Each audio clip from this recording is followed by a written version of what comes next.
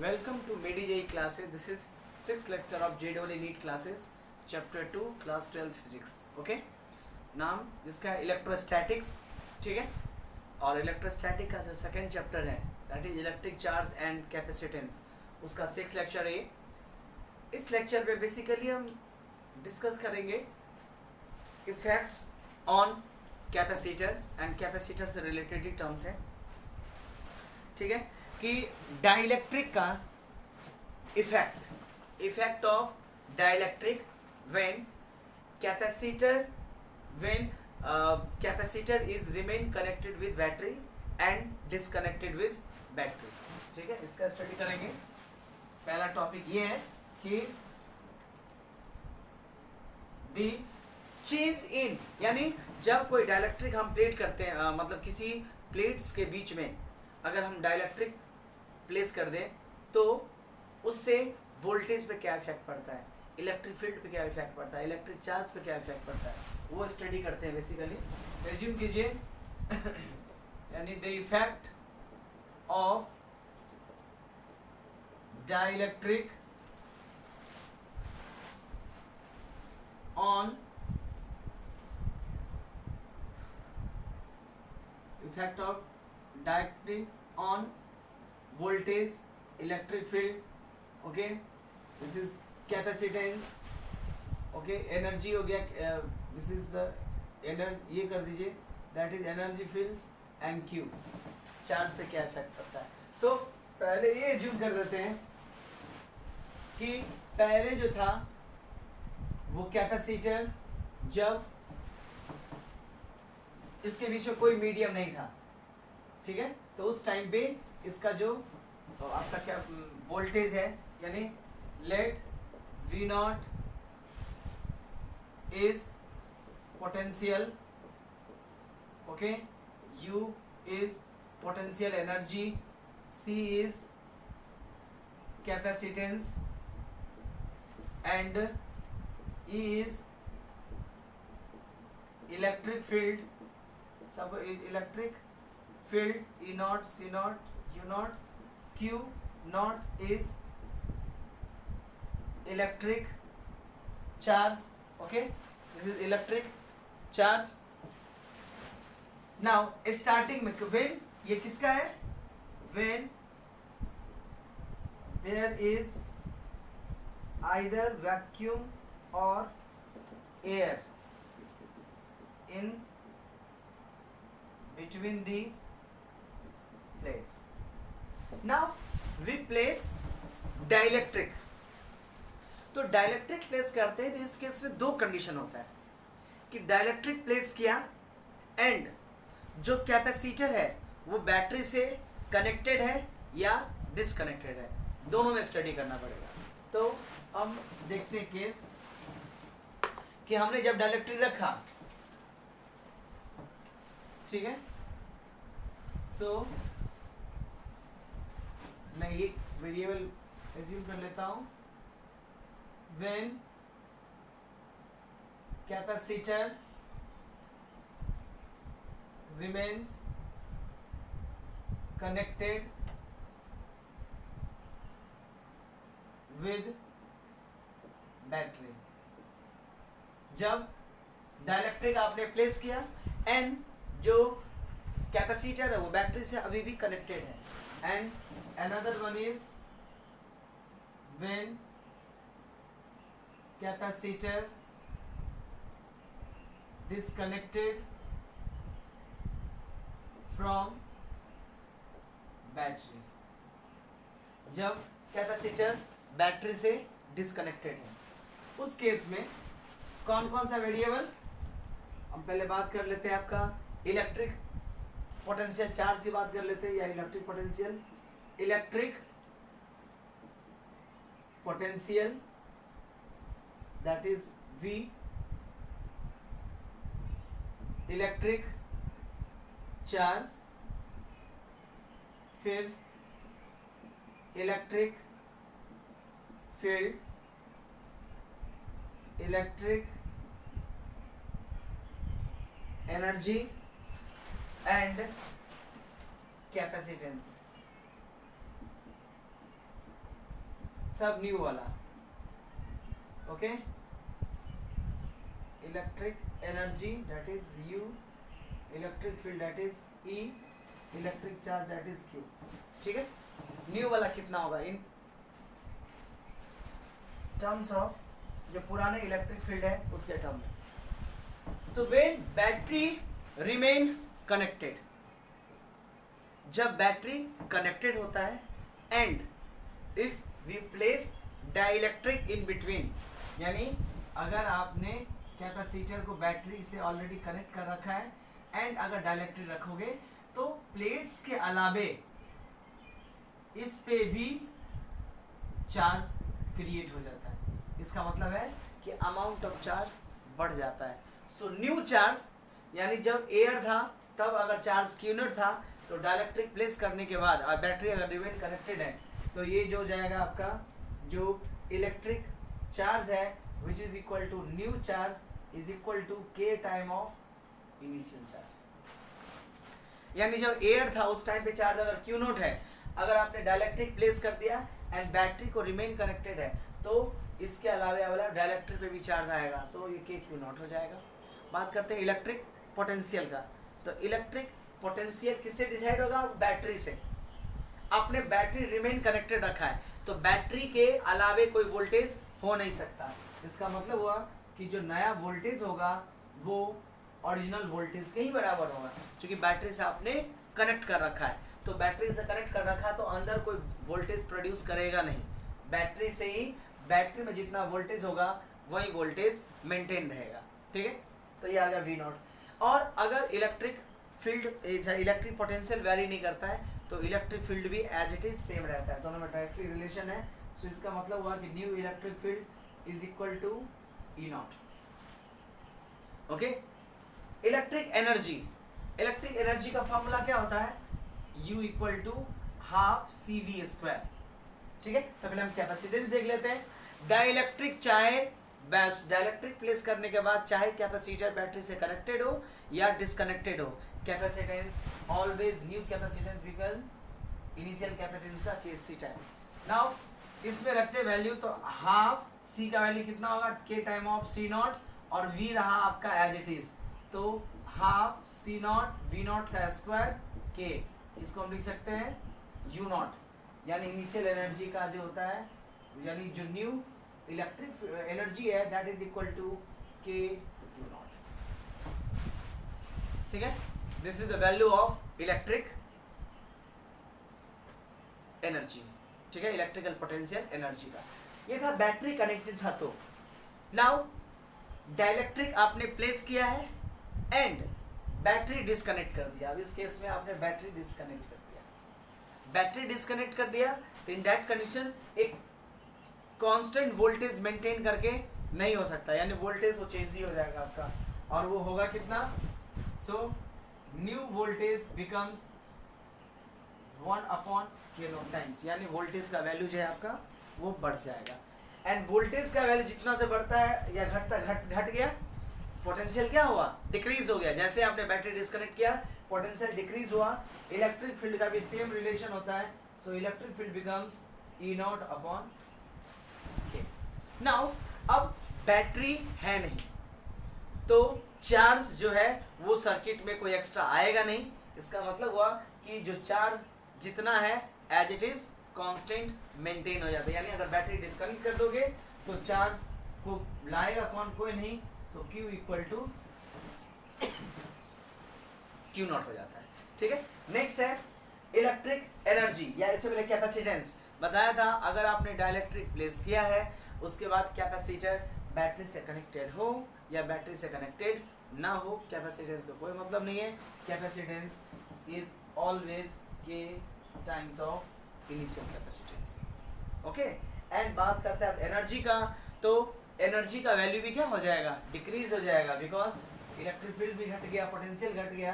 So new energy is equal to energy upon K, ठीक है। तो ऐसे क्वेश्चंस आते हैं कि डाइलेक्ट्रिक प्लेस किया एंड तब कैपेसिटर को डिस्कनेक्ट कर दिया तो in case of disconnection battery नहीं है तो वोल्टेज कांस्टेंट नहीं रहेगा, इलेक्ट्रिक फील्ड कांस्टेंट नहीं रहेगा, इलेक्ट्रिक फील्ड भी वेरी करेगा, पोटेंशियल वेरी करेगा, कैपेसिटेंस ऑब्वियसली बात है वेरी करता है। ठीक है, लेकिन वो हमेशा कैपेसिटेंस ऑलवेज इंक्रीजेस, चाहे बैटरी आप कनेक्टेड रखो चाहे बैटरी कनेक्टेड नहीं रखो, कैपेसिटेंस का वैल्यू हमेशा ही क्या होगा आपका, इंक्रीज होगा। Value of capacitance is always increases. Okay, now this is the effect of dielectric when capacitor is connected and disconnected. Now अब एक टर्म आता है कि spherical capacitor, okay, charge bubbles, जैसे मान लीजिए वाटर ड्रॉप है एंड वो अगर चार्ज है, water drop consist charge, it means कि वो एक टाइप का जो है, it means that is the one type of what, capacitor. अगर किसी भी स्फीयर पे चार्ज होता है इसका मतलब है कि वो एक टाइप का जो है आपका वो कैपेसिटर का काम करता है। तो सपोज अ ड्रॉप है जिसपे Q not amount of charge है, स्टार्टिंग में Q नॉट मान लेते हैं, एंड रेडियस कुछ होगा स्टार्टिंग में। सो हमारा अपना पास टॉपिक है splitting of drop consisting charge, drop consisting charge Q not, radius R not, यानी उस पर चार्ज है वो ये है, एंड रेडियस कितना R not into n smaller drops. इस केस में कैपेसिटेंस पोटेंशियल में क्या क्या चेंजेस आएगा। कहने का मतलब कि अगर मान लीजिए ये स्फीयर है, ये ड्रॉप है, वाटर ड्रॉप है, इसका रेडियस है मान लीजिए R not and Q not amount of charge है। एज्यूम ये 10 छोटे छोटे इक्वल ड्रॉप्स में टूट गया, तो क्या होगा, ऑब्वियस सी बात है, जब ड्रॉप स्मॉलर होगा तो चार्ज को स्टोर करके रखने का कैपेसिटी भी क्या होगा, डिक्रीज हो जाएगा। सो इन दैट कंडीशन अगर मान लीजिए n स्मॉलर ड्रॉप में टूटा और n स्मॉलर ड्रॉप में सपोज कर दे कि Q नॉट जो है that is charge on larger drop, E not initial electric field, जब बड़ा ड्रॉप की बात कर रहे हो, ठीक है, V not initial potential, U not initial energy and C not initial capacitance and sigma naught is initial surface charge density।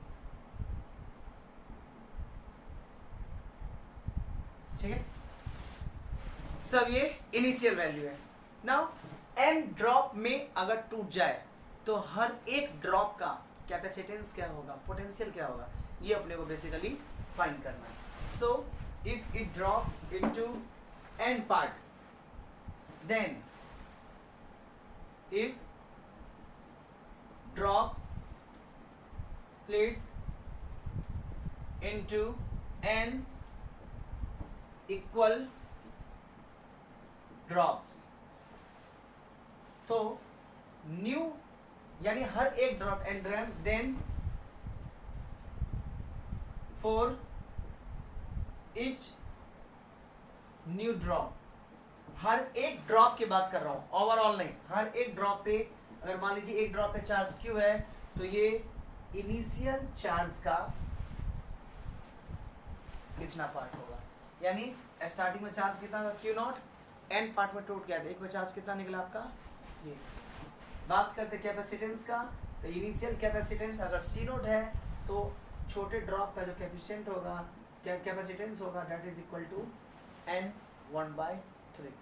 बात करते हैं वोल्टेज का, तो voltage equal to V naught n to the power 2/3।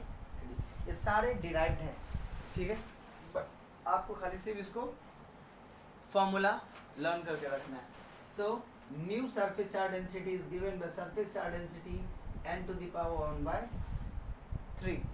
New electric field is given by E naught n to the power 1 by 3. This is new electric field.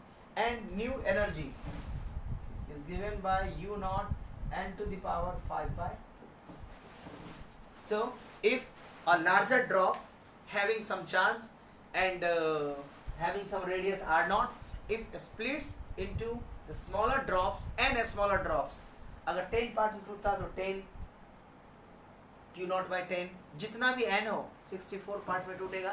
Generally जो numerical होता है उसमें n ऐसा दिया होता है जिसका इजिली क्यूब रूट 5/3 ये सब निकल सकते हैं. जैसे मान लीजिए 64 दिया रहेगा तो 64 का क्यूब, अगर मान लीजिए कि लार्जर ड्रॉप है 64 स्मॉलर ड्रॉप में टूटा तो क्या होगा इन दैट कंडीशन, जो 64 स्मॉलर ड्रॉप्स में टूटा तो n ये होगा 64 का पावर 1/3 यानी 4, 64 का पावर 2/3 यानी 16, 64 टू द पावर 1/3 इसका मतलब हुआ 4, 6 ये भी वही आ गया, एंड 62 टू पावर 1/3 तो 4 टू द पावर 5 इतना एनर्जी हो जाएगा. ठीक है, ये था when larger drops splits into smaller drop. इसका ठीक कन्वर्स भी पॉसिबल है कि n छोटे छोटे स्मॉल ड्रॉप्स मिल करके एक लार्ज ड्रॉप बना, that is combination of n charge droplets into a single drop. यानी इसका ठीक उल्टा, ये था स्प्लिटिंग का. ठीक है, ये सारे फॉर्मूले यूज होते हैं जहाँ पे Q not, C not, V not क्या है, जो बड़े वाले का वेरिएबल है, capacitance, voltage, electric field, potential energy, surface density. ठीक है, ये now converse, that is combination of n smaller drops.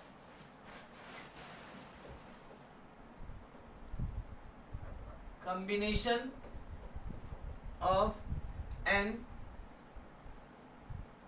smaller drops into a single drop. यानी n small drops है वो मिल करके एक आपका सिंगल ड्रॉप का फॉर्मेशन करता है. तो इन दैट कंडीशन अब सब कुछ सेम रखते हैं. मान लीजिए कि लेट दी, ये जितने भी है ये सब एक स्मॉलर ड्रॉप का है. Let the smaller, let for etch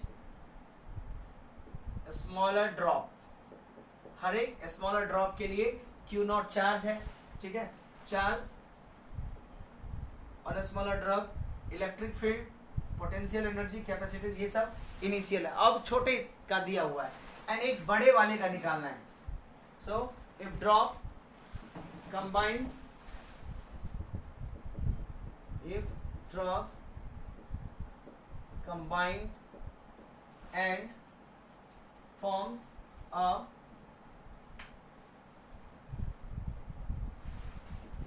single large drop, in that condition जितने भी मल्टीप्लाई में जितने डिवाइड किया था उसको मल्टीप्लाई कर दो. यानी Q equal to Q naught by n था तो यहाँ पे हो जाएगा n Q नॉट. ठीक है, अगर 10 चार्ज कंबाइन हुआ और हर एक पे चार्ज है Q नॉट तो चार्ज कितना हो जाएगा 10Q. सिमिलरली n 1/3 जो ये आपका डिवाइड में था वो n 1/3 of C not. n 2/3 जो है वो यहाँ पे आ जाएगा n 2/3 sigma. So n 1/3 of sigma not. Electric field n 1/3 and U not, sorry n 5/3 U not. So this is the combination. अगर कंबाइन करता है, if smaller drops combine together, in that condition the electric field, electric potential all are given this by formula. Okay, now basically ये topics जो है capacitor का, इससे बहुत सारे टॉपिक्स है. न्यूमेरिकल सॉल्व करेंगे तो बहुत सारे आपको कुछ ऐसे टॉपिक्स मिलेंगे जो बहुत बड़ा टॉपिक है एक्चुअली, चैप्टर है ये, ठीक है। नाउ अब चार्जिंग एंड डिस्चार्जिंग से रिलेटेड कैपेसिटर के क्वेश्चंस आते हैं कि इफ़ कैपेसिटर अगर चार्ज हो रहा है, कैपेसिटर डिस्चार्ज हो रहा है, इन दैट कंडीशन उसका चार्ज कितना होगा, पोटेंशियल कितना होगा किसी पर। जैसे मान लो कैपेसिटर चार्ज हो रहा है, बोला 10 सेकेंड बाद कितना चार्ज होगा, 15 सेकेंड बाद कितना चार्ज होगा, या 15 सेकेंड बाद में उस पर वोल्टेज कितना होगा, इन दैट कंडीशन हम कैसे फाइंड करते हैं, ठीक है। So now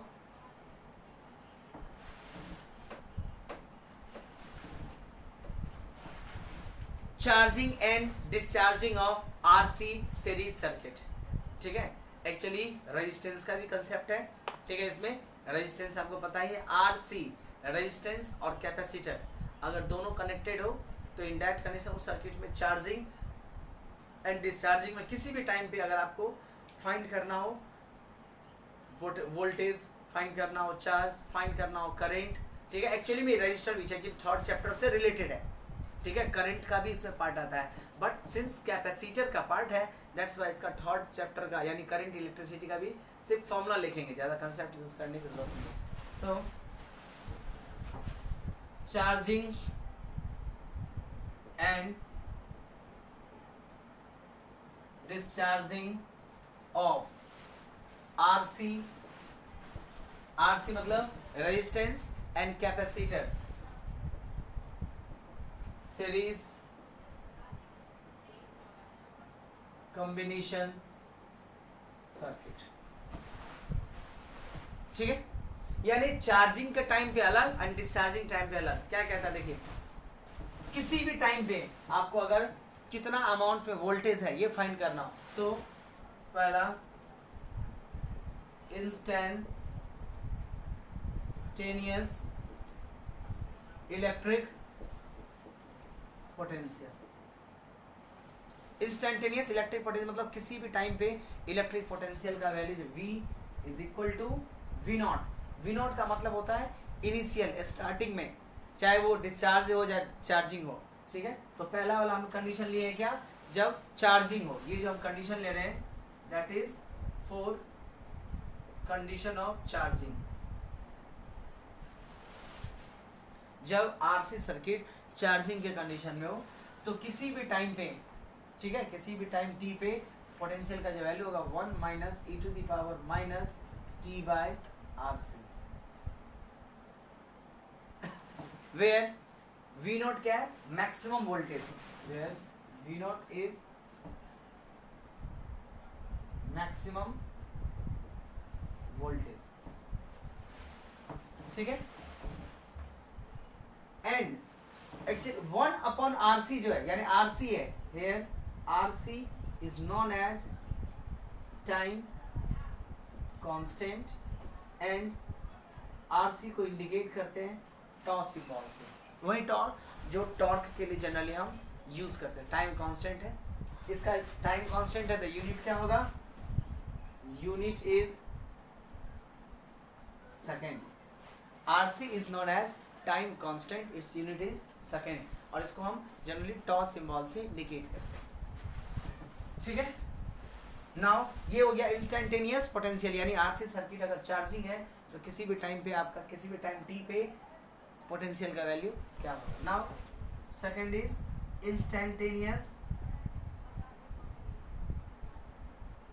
instantaneous electric charge.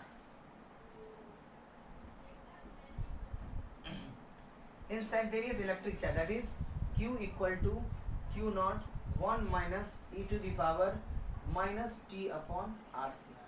Everything is same, सिर्फ क्या करने का आपको, चार्ज को ये हटा देने का। What is Q naught, where Q naught is maximum charge that a capacitor can have, ठीक है।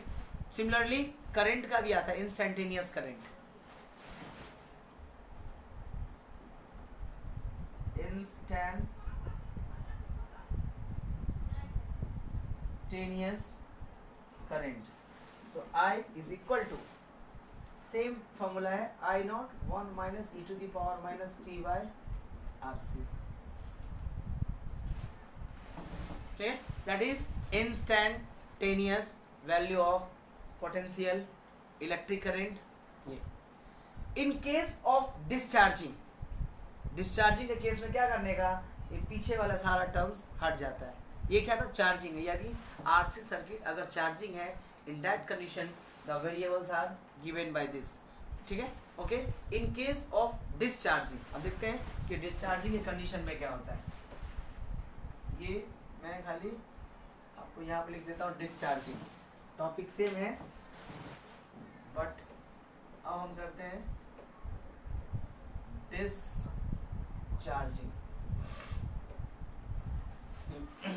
In case of discharging, instantaneous electric potential is given by V naught e to the power minus t by RC. Okay. Similarly, बाकी सब वही चीज है। Instantaneous current, charge is given by Q naught e to the power minus t upon RC. And instantaneous current is given by I naught e to the power minus t by RC. This is the discharging, यानी RC circuit अगर discharge होने के लिए छोड़ दिया जाए, ठीक है, इन दैट कंडीशन इसका वैल्यू है। अब टाइम कांस्टेंट, या RC होता है टाइम कांस्टेंट, वो ऐसा क्वेश्चन पूछता है 1 टाइम कांस्टेंट में कितना चार्ज हुआ होगा, 2 टाइम कांस्टेंट में कितना चार्ज होगा, या 2 टाइम कांस्टेंट कितना डिस्चार्ज होगा, उससे रिलेटेड आपका क्वेश्चन। तो 1 टाइम पीरियड में कितना पोटेंशियल जाएगा, अप्रॉक्सीमेट 63%। इन 1 टाइम पीरियड कैपेसिटर के प्लेट्स के बीच में जो पोटेंशियल होता है वो अप्रॉक्सीमेट 63% होता है।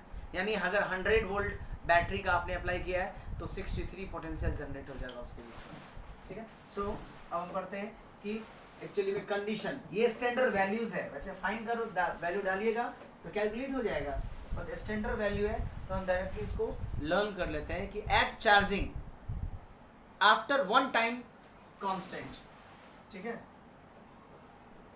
In charging of RC series circuit, ठीक है, after 1 time constant.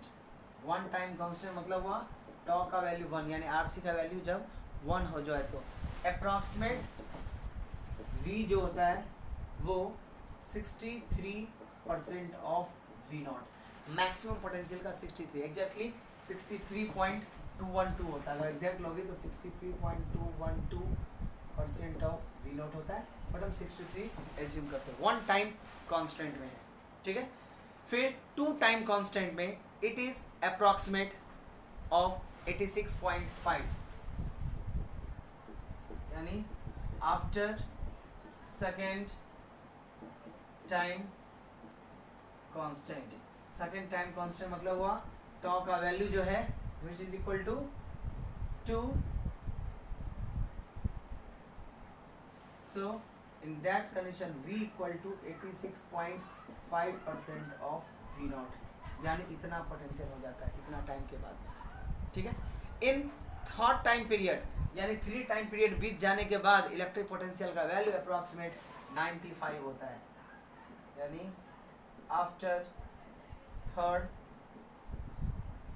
Time period, यानी t इक्वल टू अब 3 रखोगे इन दैट कंडीशन, यानी 2t मतलब t का वैल्यू टॉ के बराबर हो जाए और 3t के बराबर हो जाए, in that condition V is equal to 95% of V naught। And same condition charge के लिए भी, सेम कंडीशन आपका करंट के लिए भी होगा। अब डिस्चार्जिंग में कितना होगा, तो 1 टाइम पीरियड में चार्ज कितना हो रहा है 63%, तो डिस्चार्ज कितना होगा, उसमें से 1 में से माइनस कर दीजिए, अप्रॉक्सीमेट 37%। 37% 1 टाइम पीरियड में डिस्चार्ज हो जाएगा। So in case of discharging, in discharging after one time constant, one time constant मतलब t इक्वल टू सिर्फ t के बराबर हो जाए, in that condition V is equal to approximate 33% of V naught, यानी पूरे वोल्टेज का 33% जो होता है वो आपका लॉस कर जाता है। वैसे सेकेंड में क्या करने का 86.5 था, उसको उसमें से माइनस कर दीजिए तो निकल जाएगा 30, रेस्ट वाला जो पोर्शन है वो, ठीक है। Now in case of parallel combination, अगर दो कैपेसिटर को पैरेलल में कनेक्ट कर देते हैं तो उनके चार्ज का रेशियो क्या आएगा, ठीक है। अब डिफरेंट जो टॉपिक्स हैं थोड़ा बहुत बीच बीच से उसको रिकवर कर लेते हैं कि आपके पैरेलल में अगर कनेक्टेड हो तो क्या होगा, means if two capacitor is connected in parallel, parallel voltage same होता है C1 C2 and Q1 Q2, then parallel potential same होता है तो Q1 Q2 डायरेक्टली फाइंड कर सकते हैं आप, अगर Q1 upon Q2 equal to C1 upon C2। बाकी चार्ज डिवीजन फार्मूला अगर इंडिविजुअल फाइंड करना हो तो हमने चार्ज डिवीजन फार्मूला ऑलरेडी पढ़ रखा है कि अगर मान लीजिए आपको निकालना हो Q1 तो क्या करना पड़ेगा, C1 upon C1 plus C2 total charge जो भी सर्किट का, एंड अगर Q2 निकालना हो तो जिसका कैपेसिटर ऊपर C1 प्लस C2 Q, ये तो ऑलरेडी हमने चार्ज डिवीजन फार्मूला में पढ़ रखा है। In charge division formula already we study that, okay. Now if a dipole is in electric field, अगर कोई डाइपोल इलेक्ट्रिक फील्ड में रख देंगे and if it perform SHM सिम टाइम पीरियड, अगर मान लीजिए किसी कारण से ये ऑसिलेट कर रहा हो, यानी अगर मैं अनस्टेबल इक्विलिब्रियम में रखूंगा तो डाइपोल जो होता है वो ऑसिलेट करता है। So the time period of oscillation of electric dipole इन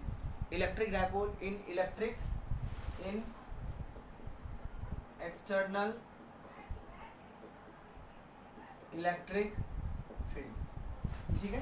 तो that time period given by 2 pi under root I by PE. What is I? Here I is moment of inertia of a dipole about its one end, यानी rod दिया होगा तो rod का moment of inertia उसके term में आपको find करना पड़ेगा, ओके। नेक्स्ट है व्हाट इज P? P तो पता ही आपको, electric dipole moment.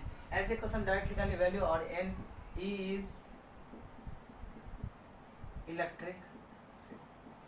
So this is the time period of oscillation. ये मैग्नेटिक वाले पोर्शन में भी आएगा, मैग्नेटिज्म में भी ऑलमोस्ट सेम टाइप के क्वेश्चन है, खाली इसमें क्या करने का, इलेक्ट्रिक डाइपोल के बदले मैग्नेटिक डाइपोल आ जाएगा, इलेक्ट्रिक फील्ड के बदले मैग्नेटिक फील्ड आ जाएगा, and rest of the portion जो है वो तो एज इट इज है जो उसमें रहता है, ठीक है। उसके बाद है कि किसी डाइलेक्ट्रिक पे मैक्सिमम कितना चार्ज हम इंड्यूस कर सकते हैं, ठीक है। That is charge induced on a dielectric, charge induced on a dielectric. कहने का मतलब कि मान लीजिए कि यहाँ पे Q अमाउंट ऑफ चार्ज है एंड इसके बाजू में हमने यहाँ पे एक डाइलेक्ट्रिक रख दिया हैविंग डाइलेक्ट्रिक कांस्टेंट K, तो इस चार्ज का कितना अमाउंट, इस चार्ज ये मतलब ये जो चार्ज है वो कितना चार्ज इस पे इंड्यूस करेगा, that depends upon the dielectric constant of this. So suppose कि q amount of charge induce कर दिया, तो q amount of charge is given by capital Q 1 minus 1 upon k। Okay, now for conductor, अगर ये dielectric के लिए, अगर ये आपका क्या है डाई इलेक्ट्रिक है, तो और ये आपका सोर्स चार्ज है, आपने सोर्स चार्ज लाया, मान डाइलेक्ट्रिक है, इस पे कोई चार्ज नहीं है, सोर्स चार्ज का नजदीक में लाया, तो इस डाइलेक्ट्रिक पे कितना चार्ज स्टोर होगा, that is given by this formula. देखिए इसी में फॉर कंडक्टर, कंडक्टर की बात करो तो k कितना होता है infinite, so q equal to capital Q। इसका मतलब और ये कंडक्टर हो जाए तो जितना चार्ज यहाँ पे होगा सेम अमाउंट में चार्ज उस पे भी इंड्यूस हो जाता है। ओके, सो ये है charge induce, maximum charge induce on a dielectric. Okay, now उसके बाद है कि अभी तक हमने क्या पढ़ा कि सपोज यहाँ पे चार्ज है Q1 एंड यहाँ पे चार्ज है आपका Q2। ओके, एंड या दोनों भी चार्ज मान लीजिए Q है, जो चार्ज एज्यूम करना है, ठीक है, सोर्स चार्ज जो एज्यूम करो, मान लीजिए डिस्टेंस r है, इसका इलेक्ट्रिक फील्ड कितना होता है kq² अपॉन r। बट अगर मैं इसके मीडियम चेंज कर दूं, फॉर एग्जांपल कि यहाँ पे चार्ज है Q और यहाँ पे चार्ज है आपका Q, मैंने क्या किया कि इसके बीच में T1 थिकनेस का डाइलेक्ट्रिक कांस्टेंट K1 एंड इसके में K2 डाइलेक्ट्रिक का T2 थिकनेस ये रख दिया, एंड टोटल डिस्टेंस ऑलरेडी है r है। तो अब बताइए कि इसके बीच में इलेक्ट्रिक फील्ड कितना होगा, यानी इस चार्ज और इस चार्ज के बीच में, ये एक पहला कंडीशन था और ये दूसरा कंडीशन है। Then in this condition electric field is given by q² upon, ठीक है, यहाँ पे k डाइलेक्ट्रिक कांस्टेंट नहीं है, इसीलिए आप ठीक से लिख ही लो इसको, that is q² upon 4 pi epsilon not r। यहाँ पे हो जाएगा q² अपॉन, ओके नहीं q² नहीं होता, q होता है, ठीक है, q और नीचे में r² होता है, that is 4 pi epsilon T1 under root K1 plus T2 under root K2 का होल स्क्वायर। अगर n डाइलेक्ट्रिक रखा हुआ है तो T1 under root K1, T2 under root K2, T3 under root K3, उसका स्क्वायर करते जाइए, you will get the electric field. मतलब हुआ अगर ये फुल्ली पैक भी हो जाए तो सब कुछ सेम रहेगा, सिर्फ नीचे में याद रखने का कि जो डाइलेक्ट्रिक कांस्टेंट है वो अंडर रूट में है एंड थिकनेस जो है आपका बाहर है। अगर मान लीजिए कि दो चार्ज के बीच में सपोज Q है और इसके बीच में पूरा का पूरा जो मटेरियल है आपने उसी से रिप्लेस कर दिया किसी डाइलेक्ट्रिक कांस्टेंट के से, तो कितना हो जाएगा आपका, that is q² upon 4 pi epsilon not. अगर डिस्टेंस r है तो r k, मतलब डाइलेक्ट्रिक कांस्टेंट हो जाएगा ये, यानी पूरा का पूरा रिप्लेस करोगे तो एक ही आएगा। नाउ इसी टर्म में इलेक्ट्रिक पोटेंशियल का फॉर्मूला क्या होगा, तो अगर मान लीजिए कि अभी इस केस में है तो इलेक्ट्रिक पोटेंशियल का फॉर्मूला क्या जाएगा, that is KQ, that is Q by 4 pi epsilon not R। But in terms of अगर इसमें डाइलेक्ट्रिक रख दिया दो चार्ज के बीच में तो न्यू पोटेंशियल कितना होगा, that new potential is given by Q by 4 pi epsilon not. अब इसमें स्क्वायर नहीं आता है, that is T1 under root of K1 plus T2 under root of K2, बस नीचे से स्क्वायर हटा दीजिए तो ये बन जाएगा आपका इलेक्ट्रिक पोटेंशियल का वैल्यू। ओके, नाउ कि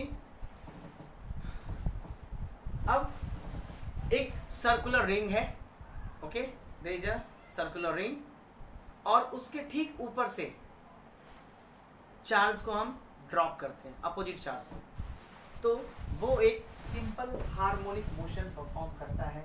अगर नहीं करता है तो उसका टाइम पीरियड क्या होगा, करता है तो उसका टाइम पीरियड क्या होगा। सो कुछ क्वेश्चन ये है कि सपोज कि एक सर्कुलर रिंग है दैट इज यूनिफॉर्मली चार्ज, ठीक है, ring is uniformly charge and कुछ पर्टिकुलर डिस्टेंस से, इसे मान लीजिए इलेक्ट्रॉन है, ठीक है, इलेक्ट्रॉन को सेंटर पर, ये रिंग एक्चुअली ऐसे है, हॉरिजॉन्टल है और हम ऊपर से गिरा रहे हैं, एक्चुअली ये 2D डायग्राम है इसलिए ऐसा लगता है कि ऐसे गिरा, लेकिन ये एक्चुअली सरफेस ऐसा है और ऊपर से गिर रहा है, ठीक है। Electron are drop along the axis of ring, ठीक है।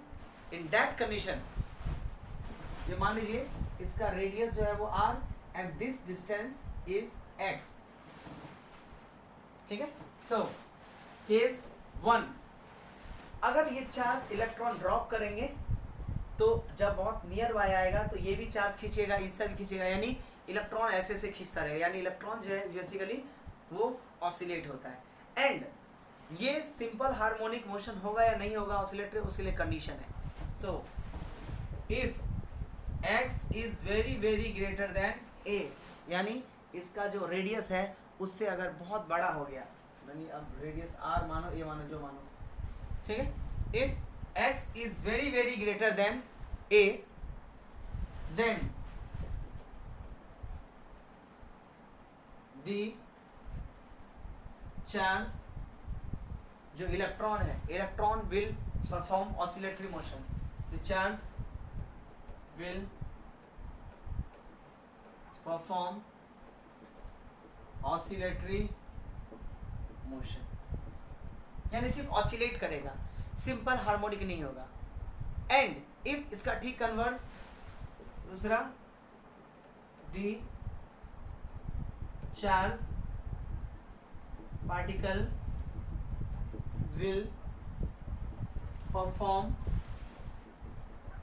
SHM if x is very very less than a, यानी रिंग के बहुत क्लोज से अगर चार्ज पार्टिकल आएंगे तो एक सिंपल हार्मोनिक मोशन परफॉर्म करता है। SHM परफॉर्म क्या होता है, SHM एन ऑसिलेटरी, ये आपने ऑलरेडी 11th में सेकंड बुक के लास्ट चैप्टर में ऑलरेडी पढ़ रखे हैं, सेकंड लास्ट चैप्टर में, ठीक है, ऑसिलेशन चैप्टर में। सो अगर ये करता है तो ये सिंपल हार्मोनिक मोशन परफॉर्म करता है। अब सिंपल हार्मोनिक मोशन परफॉर्म करता है तो अभी सब कुछ ना कुछ उसके पास में टाइम पीरियड भी होगा। सो time period of simple harmonic motion is given by 2 पाई, ठीक है, अंदर में 4 pi epsilon not m a q। m क्या, what is m? m is the mass upon eq। What is q? q is the charge on ring, q is charge on ring। देखिए m is the mass of electron, यानी m is mass of electron, और ये तभी होगा जब इसका और इसका जो आपका साइज है वो अलग है। और ऐसा भी नहीं है कि बहुत हैवी पार्टिकल गिरा होगा तो SHM परफॉर्म करेगा, हो सकता है वो नीचे चला जाए। इलेक्ट्रॉन्स बहुत ही लाइट पार्टिकल है, दैट्स व्हाई ये शो कर सकता है। m is mass of electron, a तो पता ही, that is the radius, and q is charge on ring, this is charge on ring. तो ये आपका हो गया टाइम पीरियड का फॉर्मूला। तो बेसिकली ऐसे जो मेन कंसेप्ट है और जो मेन फॉर्मूलेज हैं वो ये पोर्शन है। इसके अलावे जितने सारे आप क्वेश्चंस करेंगे उसमें हो सकता है बहुत सारे शॉर्टकट मेथड्स ऑलरेडी इनबिल्ट भी है। जब असाइनमेंट्स में सॉल्व कीजिएगा तो बहुत सारे क्वेश्चन ऐसे हैं जिनमें आपको खुद से बहुत सारे शॉर्टकट्स मिल जाएंगे, आपको आइडिया लग जाएगा कि ऐसे ऐसे करते हैं, ठीक है। बाकी जो थियरीज हैं, जो कंसेप्ट है, वो आपका इतना है, लेकिन किसी भी चैप्टर का कोई लिमिटेशंस होते नहीं है कि इतना हो गया तो लिमिट नहीं। बट JEE कॉम्पिटिटिव लेवल में इससे ज़्यादा आपको ज़्यादा कुछ करने की ज़रूरत नहीं है, ठीक है। हाँ, अब ये करने के बाद में अब आपको खाली क्वेश्चन का प्रैक्टिस करना है, लेकिन थियरी करना ही करना है। क्वेश्चन प्रैक्टिस करो लेकिन थियरी करके करो, अदरवाइज कोई फ़ायदा नहीं है। आप क्वेश्चन में करते रहो और थियरी आपका क्लियर नहीं है तो आपको हर एक क्वेश्चन में आपको लगेगा न्यू लगेगा। दैट्स वाई पहले गो थ्रू उसके सारे थियरीज जाइए एंड देन आफ्टर कोई भी न्यूमेरिकल आप सॉल्व कीजिए, बहुत ही इजी वे में सॉल्व होगा। यही है रूल ऑफ कंपटीशन। कंपटीशन में बहुत कुछ नहीं मांगता है, सिर्फ इतना मांगता है कि आपको बेसिक्स जो एक्स्ट्रा है वो एंड कंसेप्ट जो रिगार्डिंग है वो आपको पढ़ना है, that is the competition. Okay, तो ये जो आपका सेकेंड चैप्टर इलेक्ट्रोस्टैट है वो यहाँ पे कंप्लीट होता है। ठीक है, फर्स्ट चैप्टर जो इलेक्ट्रोस्टैट था that is electric field and electric charge, वो भी ऑलमोस्ट 6 to 7 लेक्चर लगा था। इसमें भी आपका 6 लेक्चर, यानी सिर्फ थियोरी एंड कंसेप्ट इतना ज़्यादा है। अब सोचो कि ये पूरा पोर्शन कर लेगा तो ऑलमोस्ट सारे क्वेश्चंस कंप्लीट हो गए। हाँ, सिर्फ प्रैक्टिस करके टाइम मैनेजमेंट सिस्टम जो कैलकुलेशन प्रोसेस है बस वो देखने का है, बाकी ऑलमोस्ट ये समझिए ये हो गया। तो अगर मान लीजिए कि आप 100% मानते हो तो वो आपका 70% कम्प्लीटेड, 30% आप क्वेश्चन सॉल्व करोगे तो आएगा। ठीक है, थियरी बेस पे ऐसे ही होता है। ओके, मिलते हैं नेक्स्ट जो स्टार्ट करेंगे वो है आपका करंट इलेक्ट्रिसिटी जेडब्ल्यू। उसका भी काफ़ी लंबा जेडब्ल्यू के लेक्चर, जो कंपटीशन के लेक्चर्स हैं, जेडब्ल्यू हो, नीट हो या कोई भी कम्पिटिटिव एग्जाम हो उसके लिए, इनफैक्ट अब बोर्ड में एमसीक्यू जो आते हैं उसके लिए भी आप इसका यूज़ कर सकते हैं। उसका इससे भी थोड़ा सा ज़्यादा लेक्चर्स लगेंगे। ठीक है, एंड बहुत सारे चीज़ जो है आपने कैपेसिटर पढ़ा उससे मिलता जुलता रहेगा, या ये भी है कि थर्ड चैप्टर जो पढ़ लेंगे तो बहुत सारा कुछ जो है वो कैपेसिटर से मिलता जुलता रहेगा। ओके, रिवाइज करें। ठीक है, और ऐसे अभी बहुत सारे वीडियोस आने वाला है, बहुत सारे वीडियोस आने वाला है, तो और वो वीडियोस वही देख पाएंगे जो चैनल के सब्सक्राइबर है, बिकॉज अनलिस्टेड है। ठीक है, दैट्स वाई जो लोग ऑलरेडी सब्सक्राइब है उनको नोटिफिकेशन जाता है, जो लोग जिनका सब्सक्राइब नहीं किया हुआ है वो फिर इस वीडियोस को नहीं देख पाएंगे। ठीक है।